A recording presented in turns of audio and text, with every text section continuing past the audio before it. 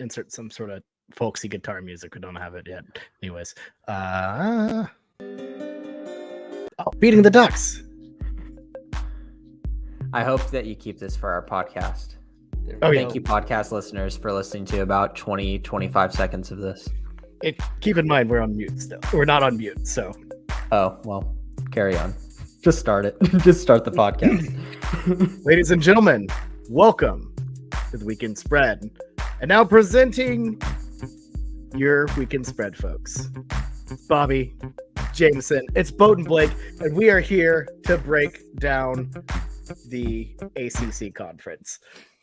Weirdest intro of all time. My apologies to everybody, but I still haven't fixed the intro video with the, little folksy guitar music, and it still has a former sponsor on it. So instead of giving them free money, we did whatever the hell that was. Welcome to Weekend Spread. Let's break down some ACC, boys. Let's be honest, not the most exciting conference. For years and years, it was basically just Clemson dominating it. They still probably dominate the conference, but not as much anymore. And we're going to get into some win totals, but let's get into some of our storylines here. First things first. Do y'all see a college football playoff team in this conference between, I think the two biggest ones would be Clemson or Florida State. Jameson, what do you think? Yeah, I mean, I could see an avenue where it happens because, to be honest, like, this conference is not very strong beyond those two teams. And if, Clemson or Florida State, either or, I think they're very equal in terms of talent and potential for this season. Like, whoever wins that game, there's a possibility it's an undefeated team that you can't leave out. Oh no, Bobby muted himself. Blake, oh no. Bad start. Bad start. Okay, I think there is. I think I'm really high on Florida State this year. They have a tough schedule, or their strength of schedule across it, not that hard. Like, the ACC is going to be a walkthrough for all games besides maybe Clemson. But they have LSU on the schedule, and I know that's going to be a difficult game if we saw anything last year. Like, it's super exciting. But I just feel like, okay, first, I like their schedule in the sense that if they lose to Clemson, I think Clemson is a lock to make it to the ACC championship. Gone are the ways of the two divisions. We're just an open field. So I think we're probably going to be seeing Clemson, Florida State at least twice this year. So Florida State has a chance to avenge the loss if they do lose at Clemson earlier in the year. And then I think they have a really good chance to beat LSU. This team has a really good quarterback in Jordan Travis. They have great running backs. They had a top 5 transfer wide receiver, the best top transfer at tight end. So they really loaded up on that side of the ball. Didn't really lose anybody on it either. And then when it comes to defense, you got Jared Verse and Fabian Lovett, who were just sensational on their defensive line last year. Returning production in the country, they are number 2 on the defensive side of the ball. So a team that only had 3 losses last year, that really was on the cusp of something. They basically bring everybody back with another year of experience and added a few pieces here and there to really bolster their depth. I love Florida State. I love Florida State this year. I just feel like they make that jump. And even if things break their way and they have 2 losses, they could be one of those 2-loss teams, or like the first, I believe, 2-loss team to make the college football playoff, just because they have the chance to avenge their loss at the end of the year.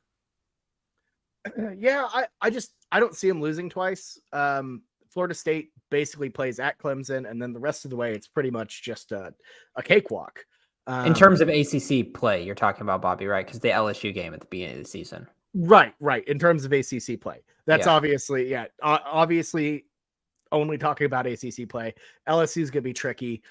Florida, if they show any signs of life, that'll be a tough game at the end of the year as well. But if we're talking about, I think when you're really talking about the avenge factor, that is something.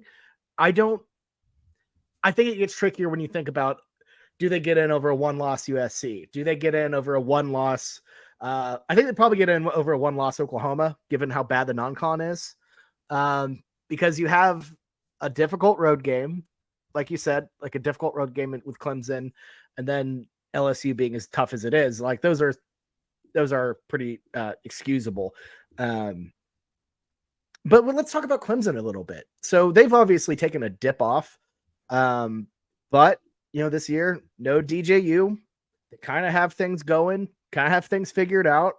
Are they going to be faded out? Are they ever going to get back to the peak of the Dabo Sweeney, the peak Clemson that when they were winning national championships, going to the playoff every year? Are they going to get back there, or is it kind of Florida State's time? What do you think? Yeah, the thing is, what made Clemson so special is the absolute sheer defensive talent that they had coming through like year after year after year. That's starting to fade. Even whenever they had Brian Bresee last year, he was supposed to be their stud number one guy, the number one overall recruit in the nation. And he was a guy that kind of a little bit underperformed, obviously had some things that and some reasons why he didn't perform his best, but still Miles Murphy, Brian Bresee could have been a lot better and more impactful. Even though they're very, very talented first round picks, not the guys that were the top 5 pick in the draft that they thought Clemson probably thought they could be whenever they were getting them as high school recruits.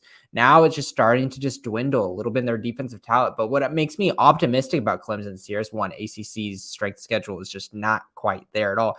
And 2, I really like Cade Klubnik. I really do. And I think him getting a shot last year and getting that playing time they did and having, Will Shipley in his backfield, I think that he will. I saw things with the eyeball test with Klubnik that made me think this guy can do special things for this club.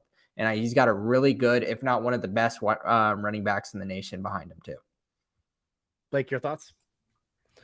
Yeah, Clemson's a tricky one because I would say just after the last 2-3 years that kind of their best years are behind them. And one of the main reasons why I think we pointed out a lot of times on the weekend spread is Dabo Sweeney had the same offensive coordinators, defensive coordinator, and Brent Venables for forever. And they had so much consistency, so much talent at the coordinator level that then over these past few years, when Jeff Scott leaves and Tony Elliott kind of takes over, and then last year, obviously, there's just not been consistency on either of the coordinator positions, and Dabo hasn't been the best judge of coordinators, whether it be internal promotions, but he brings in Garrett Riley, and Garrett Riley was the best coordinator hire this year by far. Garrett Riley is probably a year, maybe 2 away from getting a head coaching job. He is fantastic. If you just watched anything with TCU last year, the fact that he took Gary Patterson players that had some pretty disappointing seasons 2-3 years ago, and a guy like Max Duggan. I love Max Duggan, but I was not calling for him to start at the beginning of the season. He was very flat to me, didn't make great decisions. I wasn't a fan of Max Duggan coming into last season, but he schemed so well. And I think the thing that he does the best is he really includes the run for an air raid guy. He's not passing all the time. He really relies if they're going to try to cover the pass and that's what they're selling out for and they're not packing the box. Garrett Riley last year just used Miller just to run down people's throats, and he's not afraid of that. And that's something good that Clemson has going this year is they have probably the best running back room in the nation. They're deep there. They have great talent. And so it's he does have everything there. I think a good quarterback in Klubnik, a good running back room, a little skeptical of wide receiver. They're going to be good for ACC standards, but when we're talking about playoff standards, maybe not there. And the defense is always solid. I think they definitely took a hit from Brent Venables leaving. They were definitely one of those teams that even if their offense wasn't firing, their defense was just so elite that it was there was no way to beat them. Whereas now you kind of need the offense to show up. So it's one of those things. It's easy schedule. They have good talent. I think a good coordinator hire on the offensive side of the ball. I think they should improve. And their record last year wasn't that bad. It was 9-3, and one of those losses being in a bowl game. So it's just one of those things. My gut's telling me their best days are behind them, but they have talent still. They're in an easy conference. They have good coordinators. It's I can see it at the end of the day. It's just my guts, my guts just not there as it is with Florida State, where I'm going all in on them. Yeah. And I mean, looking at their schedule last year and thinking about their performance last year, I think this is the case whenever you deal with teams that have been really good for a while, you kind of poke holes in everything. And it makes me think of that last Lincoln Riley OU team, we have bad memories of it. We think they stunk. They won 11 games. They went like 11-2. So that Clemson team is kind of similar last year. Now, looking at this year's team, this year's schedule, they only leave the Carolinas twice, at Syracuse and at Miami. So the other road games at Duke, I think that's easy. At NC State, who hold on, Bobby, you said the Carolinas, right? But you're talking about Duke is in North Carolina. Yeah, they only leave the Carolinas twice. Oh, you said other road games. Yeah, I was just saying. Well, okay, you're right. My bad. I was saying outside of at Syracuse and at Miami, the Carolina games they have are gotcha, at Duke. Okay. Yeah. So you have Syracuse and Miami. I'm not afraid of that. And then you play Duke, play NC State, play South Carolina. You get some tough teams on these schedules, but they all come to Death Valley. Florida State, obviously. I feel like Notre Dame will be tricky, a team that beat them pretty solidly last year in South Bend. And then you have North Carolina with Drake May, and we'll talk about him quite a bit later. But it's a favorable schedule. And currently looking at the win total, Clemson over 10 at even money. What do you guys think?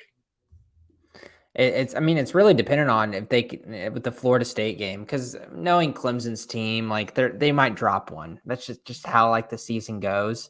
So I think it's honestly over 10 is a pick that it's not my favorite pick, but it's probably the one I'm going to pick for my favorite over for the ACC conference, because I just don't love too many other options, just because it gives me a nice push option. But I'm pretty sure. So Clemson, you can get, I see plus 100. I can get back even money at that 10. I feel like that's a good insurance, plus not having to pay the extra minus 110 juice with that. Having Florida State at home is a big deal, even though I think Florida State has more talent across their roster. I think being at home for Clemson will definitely help them in their goal and possibly getting 11th. Like, yeah, I'm kind of with Jameson. Like, I'm not as much in love with it. Just because I do think like 10-2 is a very likely outcome for this Clemson team, but I think 10-2 is more likely than 9-3. So like, I'm going to take that. I would take the over 10 just on the hopes that they beat Florida State and then lose maybe a random game, or like they go undefeated and all they do is lose to Florida State. Like, I think just 10-2 is the most likely outcome. So I'll take the push assurance and just go over, just because I feel like 11-1 probably just a little bit more likely than 9-3. Yeah, and another thing, I feel like the other scary games on Clemson's schedule, and are they really too scary? Notre Dame is also a home game for Clemson. UNC is also a home game for Clemson. I understand people are going to be a little bit worried about South Carolina to end the season, but usually Clemson kind of wraps up things at the end of the season pretty well and kind of gets their business done.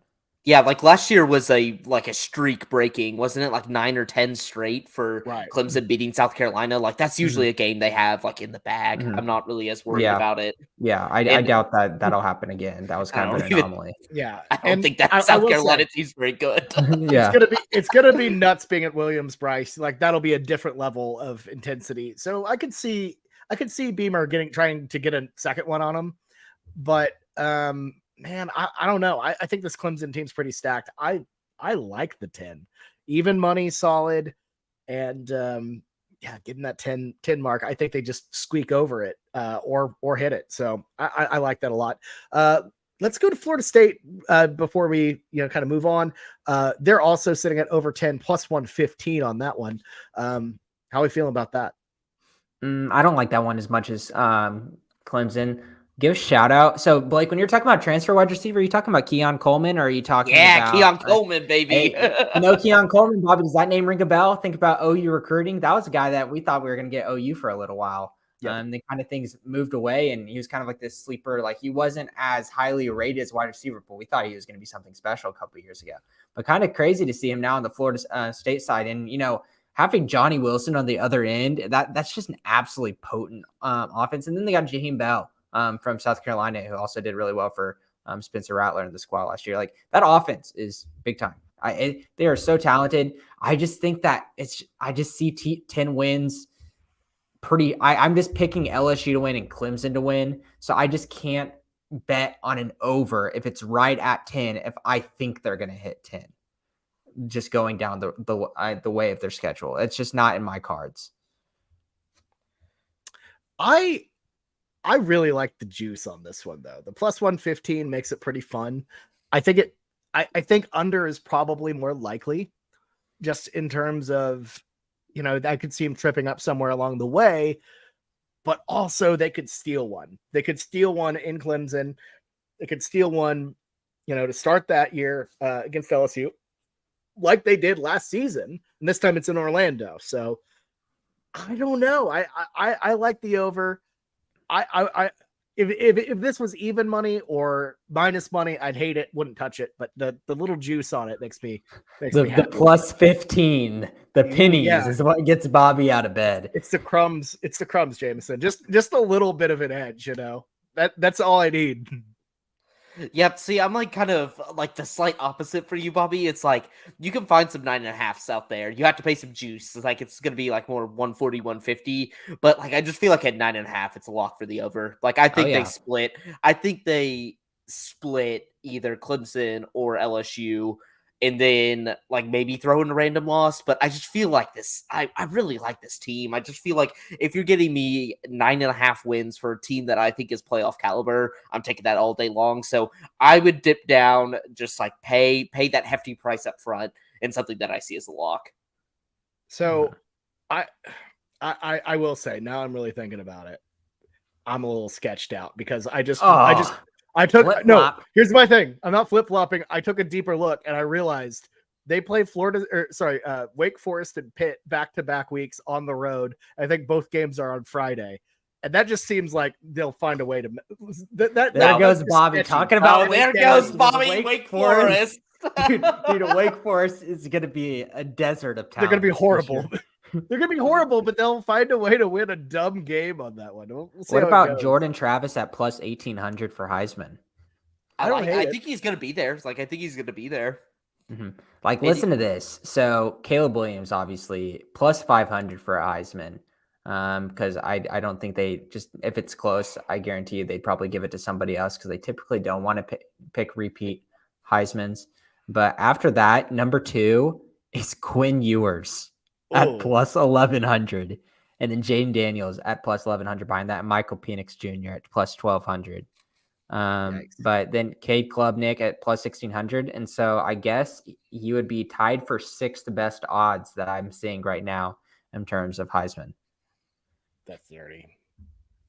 But I mean, out of guys the same odds as him, you tell me who has a better chance of winning Heisman this year? JJ McCarthy of Michigan or Jordan Travis of Florida State? Listen to this one. Let's keep going down this list because it gets funny. Bo Nix of Oregon plus 1,800, same odds as Jordan Travis.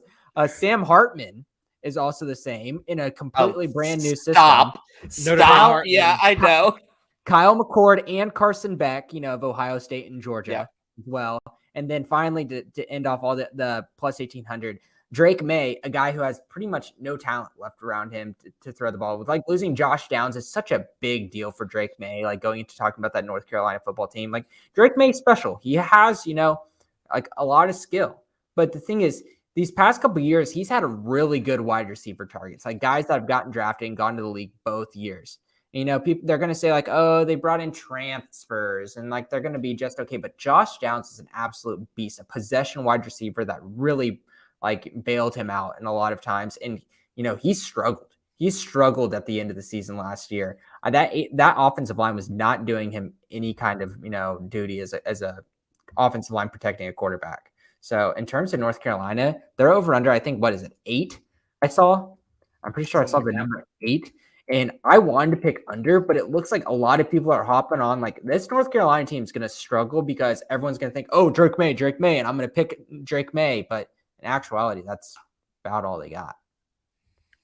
Yeah, I'm always wary of teams that are just the quarterback guy. That. It just, to me, he has the hype, but like you said, North Carolina doesn't have the substance this year. And it's a Mac Brown coach team. They're just destined to have a bit of a letdown. So I'm pretty out on UNC this year. I'm joining y'all's club. I think UNC is just so It's frustrating because like Drake May is going to be a top 2 pick in the NFL draft. He's a great quarterback, but they don't have a good line. Like Jameson said, they lost a lot of wide receivers. They lost Phil Longo, who went to Wisconsin, who has been doing honestly wonders for UNC. I think kind of punching over their like potential when you look at the defensive side of the ball, and that's kind of where the buck stops for me with North Carolina. Is like Drake May was fantastic last year, but they played in so many close games because their defense can't stop a nosebleed. And then they go out and lose, I think, their top 3 or 4 corners off that team and had to replace them. It's like this defense is garbage. Like they suck. They're so bad that even if Drake May is able to elevate them to a decent level as like a team, this defense can't stop anybody, and it's going to be really frustrating. And that's why you see games like the Appalachian State game, and then you just like run through their schedule. The Duke game, even those wins, they're close wins. They're not blowing teams out because their defense can't put anybody away. So I'm just so out on North Carolina. They're like one of the teams I'm willing to go under on. Like I think Drake May will put up fantastic stats. I think they're still going to run a similar air raid concept, so he's going to be chucking in a lot, but it's just like fast pace with a bad defense. That's like a recipe to like never get consistent wins. Yeah, I like that under plus 110. That feels good. That feels good.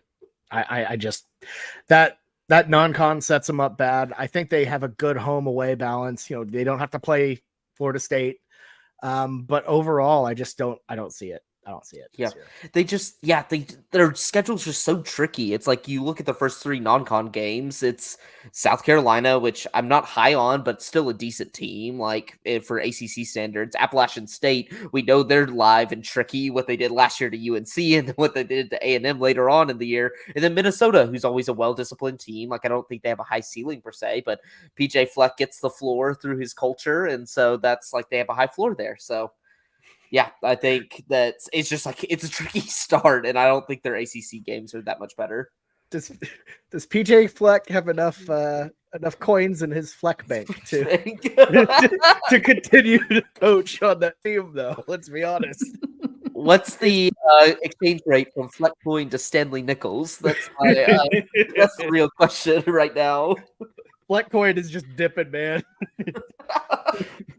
Someone needs to make an actual like if this Fleck coin came out like 2 years ago, yes, make a Fleck coin NFT, it would skyrocket to the Fleck coin to the moon. It would be Fleck coin to the moon. Elon Musk would be tweeting about it. Fleck coins go up in value whenever you fail a drug test. It is just so wild that we were at a point 2 years ago where we were so bored, where everybody was just pumping like absolutely nothing. They're just like, I am buying this and pumping it. Like I have nothing better to do besides like try to like this asset that does not exist. This coin I just created, and we're gonna make it move 1 cent to get rich off of it.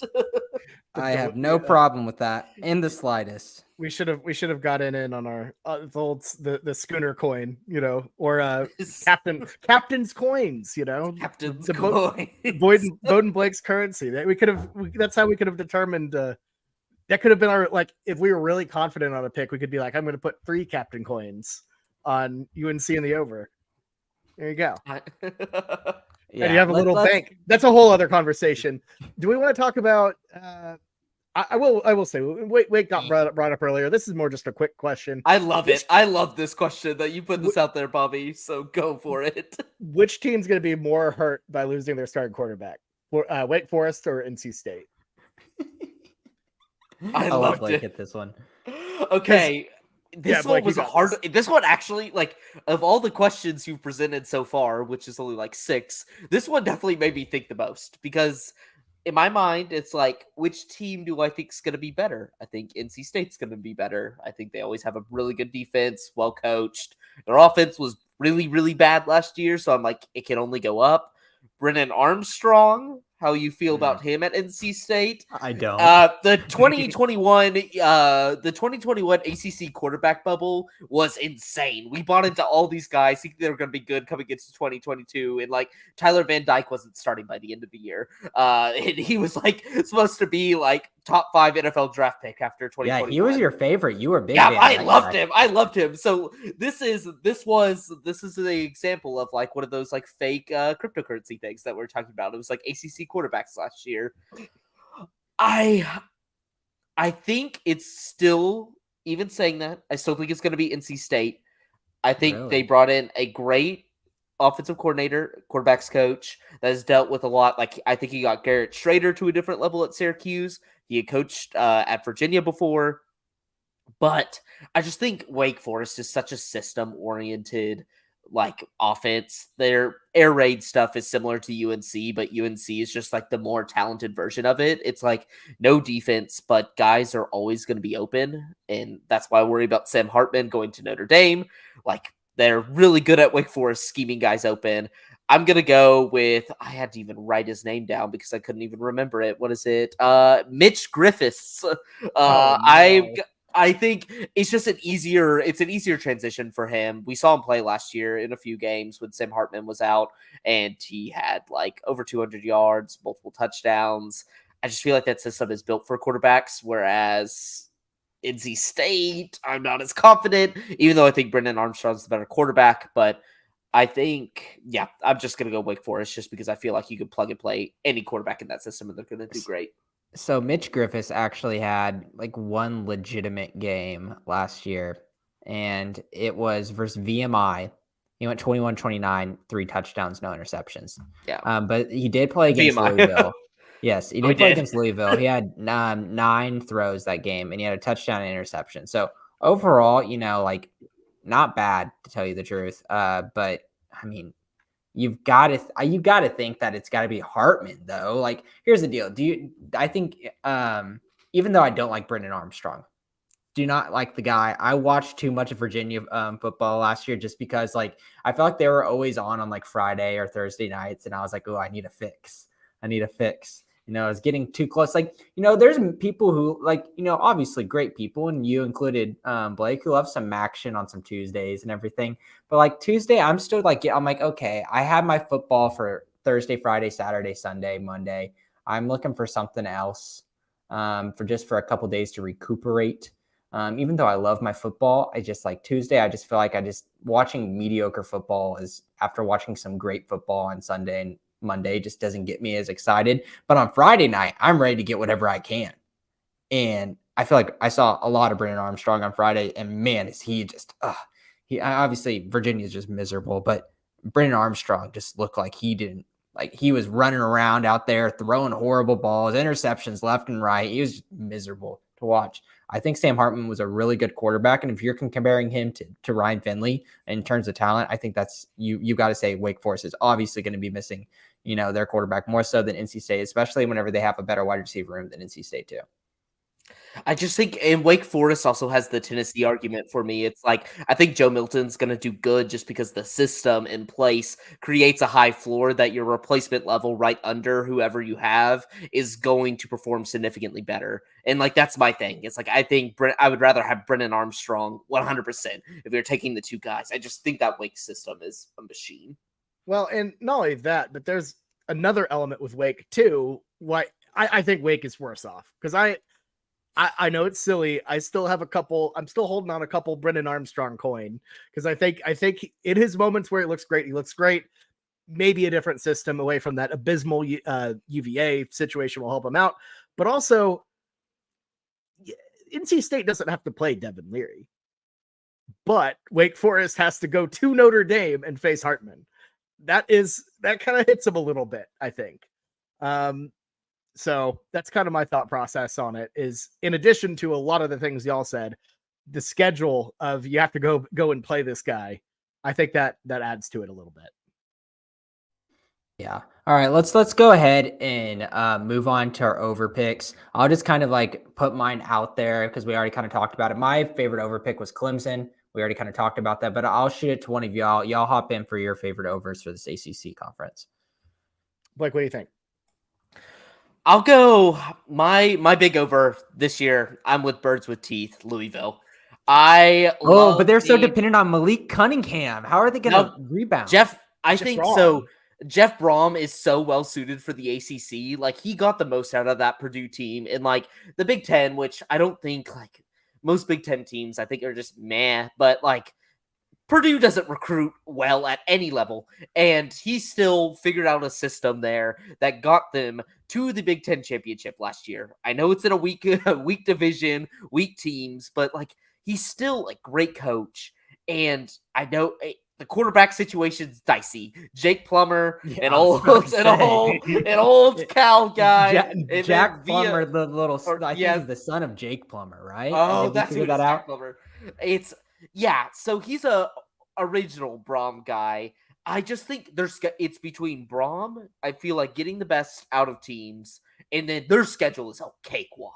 Like, their schedule is so easy. Like, looking at it right now, their losses that I'm having them at. So I have NC State, at Pitt, and then Notre Dame. And so basically most of their hard games are on the road. And then looking at what they have like as their wins, I think their hardest team is Kentucky. I don't think Kentucky's very good this year. I don't think. And then the rest of it, Georgia Tech, Murray State, Indiana, horrible Big Ten school. Boston College, horrible. Duke, Virginia Tech, atrocious. And Virginia, maybe the worst Power 5 team in America. They play absolute trash. Like, you have so many built-in wins here that if they can flip one or two of those coin flip games, you're golden. Like, they just play the garbage teams of the ACC, plus their non-conference is not that hard. So I'm all in on the Jeff Brom train. I feel like this schedule, like, they'll be one of those 9-3 teams maybe by the end of the year that you're just like, wow, this team really isn't that good, but it's just like the schedule they played was so bad. Like, that's the thing. I think it's going to be one of those. They're not a 9-3. They're not a 9-3 team, but their schedule's just atrocious. It's so bad. Man, so it's bad. Just weird to say that out loud. Louisville 9-3, and that's the only way they hit that over if they hit 9 wins. That's just crazy to say out loud. Yeah, but my thing is, go ahead. Go ahead, Bobby. Go in. I love it. That was what I had kind of thinking about, is the losing Scott Satterfield and replacing him with Brom is like it's genuinely one of the best upgrades possible. They got rid of a guy they really didn't like and replaced him with like Blake said, Brom, a guy who worked miracles at Purdue, is a Louisville guy. It's a perfect fit. And 8, I know it seems high. I kind of love it. But I'm not going to me. Yeah, I'm not going to steal Blake's because I'm looking here and I'm going to get weird with it. I'm going to go Syracuse over 6.5 at plus 125. I'm listening. I think there's a little bit of juice here. Their schedule the schedule's not bad. So they open with Colgate. They have Colgate, Western Michigan, at Purdue. It's a little dicey. Okay, that's an L. Okay, Army at home. It's probably it'll be close. That'll be a close game. Right. I'm pretty sure that game last year was an absolute epic game. Do y'all remember that? The Syracuse Army game? Wasn't that like a crazy ending? Oh, it totally was. Yeah. I think that was like a kind of a shootout. I can't remember though. I'm looking it up. Or what was that Army? Or I'm getting in the lab right now. Okay, get in the lab. They play Clemson. They got forced to play at Clemson again, which is a little. I don't think Syracuse played Army last year, Jameson. Oh, they didn't. Army played somebody. Army played somebody in a crazy another orange team. It might have been. Move on. Who is Syracuse? Syracuse has like an evil twin that they played. I know who you're talking about because I'm visualizing this game in 2022. But anyways, play Army. They lose to Clemson. They probably lose at UNC. Definitely lose at Florida State. But then you have at Vautech, a team that's not very good. Boston College at home. You play Pitt in the Bronx in New York City. At Scrappy Dogs at Georgia Tech. And then Wake Forest. So like that back half is pretty light. The middle's dicey. But I feel like there's 7 wins in there. Like they got the 7 last year. I think they can scrap to 7 this year. Yeah, I can't find what I was thinking of. Dino Babers is just he benefited so much from the fact that he's just competitive in big games. Like, not even winning them. It's like he gives Clemson a thorn in their side, and people think Dino Babers is a good coach. I am out. I'm never trusting the Syracuse team again. I get bamboozled every single time, every single year. They come in, they do a little well. They do, like, they start winning some games, blow some teams out, and then I'm like, oh, they're like a minus 12 line versus this team. They're going to crush them. They've been rolling them, and then they lose outright. I'm not touching Syracuse. I'm sorry, Bobby, but no. Mm-hmm. Yeah, he's a big Schrader guy. That's my backup. I'm staying away from Syracuse as well. I think UTSA, I guess an orange team that I remember with the Army game going to overtime, and Army like had to throw like a 40-yard pass to tie it up in the fourth quarter. Maybe what I'm thinking of. Maybe Syracuse had a crazy game. Who knows? Whatever. Just correcting many of the other wrong things I've said this podcast, like Jake and Jack Plummer are not related. But carry on with that. Fair enough. What unders do we like? Do you like any other overs, Blake? Actually, now that I think about it. No, I think that covers it. I think, like, honestly, yeah, that covers it. No, I need to go first. I need to go first on unders because I feel everyone wants to do this, and I need to slam my home state in Virginia. They're 3.5 on the over. Under 3.5. Give me under 3.5 on Virginia, and I know a low win total under is just a miserable watch the whole season. But let's take a journey on their schedule. They start at Tennessee at the beginning of the season. Woof. That's not a good look. And then they play James Madison at home. Probably an L there too, right? Like, don't you think JMU is gonna? It's gonna be a live game. Like JMU is live. It's like they're gonna be one of the better Sunbelt teams. Like that's a good one. And then they play at Maryland. So their non-con is looking, and they also, at Maryland. It's just that could be 0-3 start, and then you go into conference play. They'll get William and Mary. I think is this. Yeah, William and Mary. They should get that one. But other than that, what do you think? Like Boston College and Georgia Tech are the only other ones I feel like that they could get. I think that, and that's saying something. They're going to the road better. in Boston College. I think 3.5 slam that under and have a fun time watching how bad Virginia is this year. Like maybe they beat Virginia Tech because I'm still pretty out on Tech, but under 3.5 feels good there. James, I'm sorry to take a W there. Was that Blake's? Yeah. Oh, yeah. It was an easy slam. I think Virginia's going to be the worst Power 5 team this year. Like they're in the running with, I think, like Stanford, West Virginia, I guess, just because they're not the best in their conference. But I think West Virginia will toy around and make some moves, and they won't be the worst. And it's like one of those things. It's like record-wise, I think West Virginia will probably be better than their record. They're just not better than any of like the teams they play. I guess we'll do it. Miami. I'm gonna go Miami. Oh, there he goes. 1982 in the chat gonna be upset. He's been talking about Miami this whole episode. 7.5.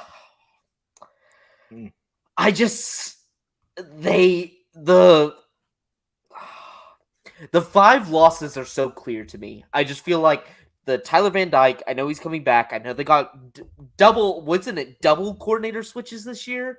Like they've gone through now. This is their second set of coordinators in 2 years. I know they're accumulating talent, but it's like it's the A&M conundrum. Do you have the coaching staff that can actually bring it together? And I don't think they're as good as A&M. And so I have a loss against A&M. I think A&M's the better version of them. Even if it is on the road, I don't think Miami's home field advantage last time at the end of the last season, they have shuttles to take students from campus to the stadium, and they were running no shuttles because no students were signing up to go to said games at Miami. So I feel like Miami's home field advantage is at an all-time low. Don't even count it. At North Carolina, I think it's a loss. Clemson, I think, is a loss. At Florida State, I think is a loss. And then Louisville. I think Louisville's significantly better than them. And like that gets me to 5 there. And then when you look at like they have some easy games. Like they have Miami of Ohio. They played the other Miami in the Miami Bowl.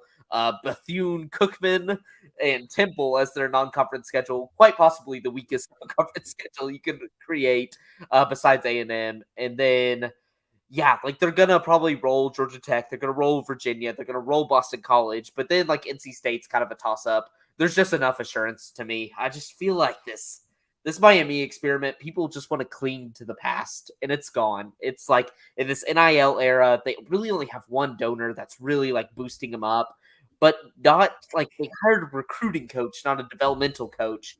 Really what you want is the NIL bag throwing money at the developmental coach that can like bring some guys in that they know is going to do well. I just feel like Miami, the days are done. Like they might the days are done. They're just like past brand with a lot of money, but I just don't see the results on field.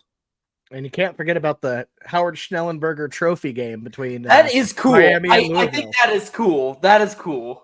The boots are a cool trophy. I'll give them that. I just like it's so sad that like we can't create new trophies, it seems like, just because like rivalries have been happening so long. But I love a new trophy. Like it's the time, like college football will be going on for another 100 years. Like might as well make one now. So I do love the boots. The boots are cool. It's better than whatever the Cy-Hawk trophy is, the civil conflict. Like every time they make a new trophy, it sucks. So just doing boots, that works. It's awesome. I love it. The state college one between Penn State and Michigan State, those are always bad. So I'm with you. It's nice to have a fresh, nice new trophy.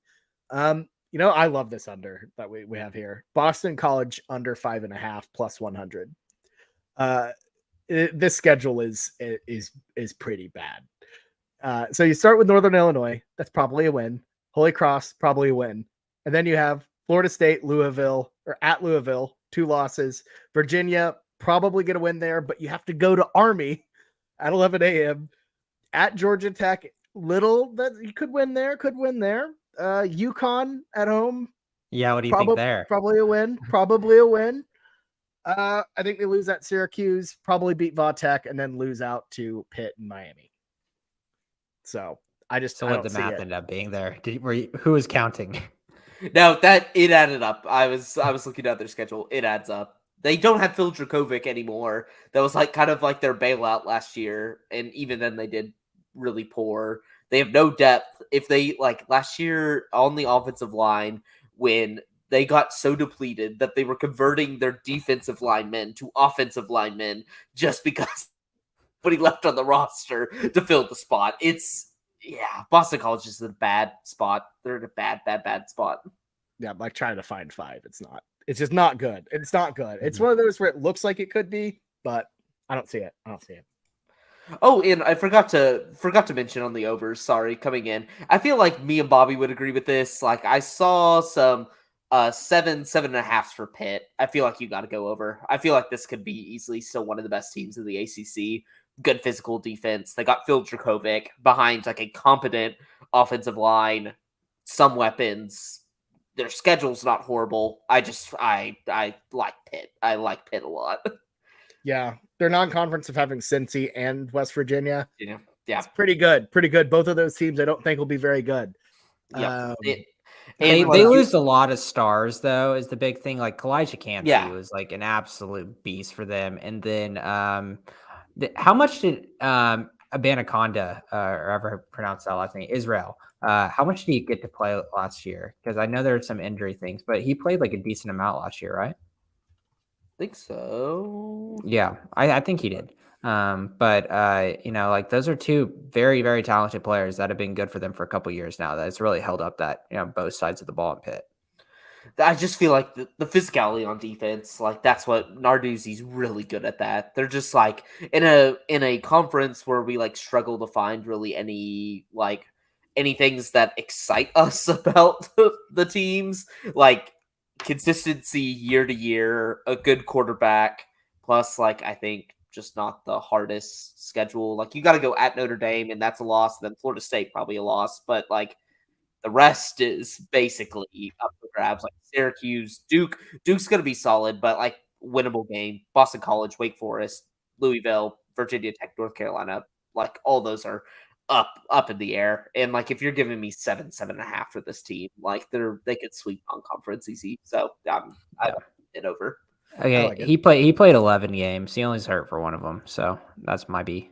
Yeah, I don't watch that much pit ball. To if I see somebody go down, I just assume they're gone for the season, and that's it. So Pit ball, after Pickett left, not fun. They immediately reverted to being like kind of brutal.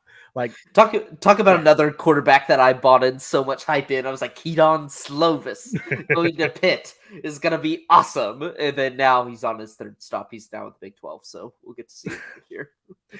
Who had a sadder journey, Keaton Slovis or? It's an easy answer because it's definitely JT Daniels. Barrett. Yeah, JT Daniels. JT Daniels. It has to be Daniels. Yeah, come on, it's Daniels. JT Daniels ending up at Rice. Ugh. Rice, like that's the ultimate. Like you couldn't even get cracks at like West Virginia. Like that's bad. That's bad, man. And it's just his headshot that we have to see every single time he changes to a new team, and his headshots are just not the most. Yeah, they don't look that good. He's not the best looking guy in terms of headshots with his little pudgy face and his mustache. It's never a good look. It gets progressively sadder for sure. But all right, let's go around. Go ahead, Blake. Sorry. No. You go ahead. All right, let's go around here. ACC champ. Close this pod out. Blake, who do you got? I got FSU. Give me FSU. Jameson. I think Florida State wins in the championship game and avenges their loss to Clemson in the regular season. I think FSU has the edge on this one as well. I think it's going to be a really genuinely a coin flip between them and Clemson. Very excited and interested to see how Garrett Riley does with the Clemson weapons. But I think just in terms of consistency, Florida State has it. They have the momentum. They get the win in the championship. But I think it's going to be a really exciting season in terms of just seeing how those two do to figure it out. But all right, guys. Any final words on the ACC? Are we good here? Let's get out of here. Wrap this conference up. The conference that refuses to die. It really is. I was sick of them like calling the Big 12 just like bottom of the barrel when like I'm like this sneakily exists. It's like they usually only have one or two top powers, but it's like most of the Big 12 teams I think could beat most of the ACC teams on any given year. So it's just basketball money, keeping them afloat. That's really what the moral of the story is. But obviously, we can talk about Pac-12, and I don't want to get us in that conversation. But Pac-12 just doesn't have like a basketball lean like ACC does. Do we have? No. We have another hour. No. Just save it for the. We can do Pac-12 next week. The Pac-12, Pac-12 podcast next week will just be honestly a slander pod. We'll just dance on their grave. It's gonna be great. By then we'll have more information. We might have another team leave. It's gonna get ugly. So I think it's gonna jump quick. It's gonna be quick. Like I think teams are gonna panic. I like how Colorado leaving is like somehow the keystone that's gonna make the Pac-12 fall. Like I understand. It's once one person jumps, they're like they might have something. They might be onto something, and then Colorado leaving killed the Big 12. Colorado leaving killed the Pac-12. Every time the Buffs leave, it's like, all right, there it is. It's time to go. Pack it up. I guess you see that. I guess you see the media share, and you're like, I can jump to something that's guaranteed, or I could be on Tubi, Ion, CW, and ESPN Plus for one game a week. KSBI. And then Apple TV will get like a Thursday night game for us. Like I think you just eventually, I hope you feel the pressure that it's like just the bird in the hand is worth more than two in the bush. So if you want to watch ACC, turn on the CW and you'll be watching football there. You can watch some of that nice DC Comics television after that. Some Green Arrow right in between. I don't even think I get the CW. Like, as in, like, on YouTube TV. I know if I put up the bunny ears or whatever, you can dial into CW, but I don't think I get the CW. They need to bring back the WB, with the frog. The frog man. Michigan J Frog. Bring back the I've got WB. the best 10 shows of CW of all time. We're looking Smallville? here. Yeah, Smallville. Supernatural. I remember seeing that all the time advertised. Was Gilmore Girls on 90210. WB or CW? Buffy the Vampire Slayer? Is that on Vampire there? Diaries. Vampire Oh. Diaries. Oh, okay. All right, let's wrap this up before we get too deep into the CW lore. Thank y'all so much for watching our ACC preview. We have more of these coming down the pipe. Got Pac-12 coming, and look, we're going to wrap this thing up with the Big 12 at the very end, so stay tuned for that. Always a fun show, always a good time. So if you like the show, make sure to hit that subscribe button, give the show a like, give the video a like. Always love to see that. So yeah, until next time, this has been the Weekend Spread. Have a good one, and good luck out there.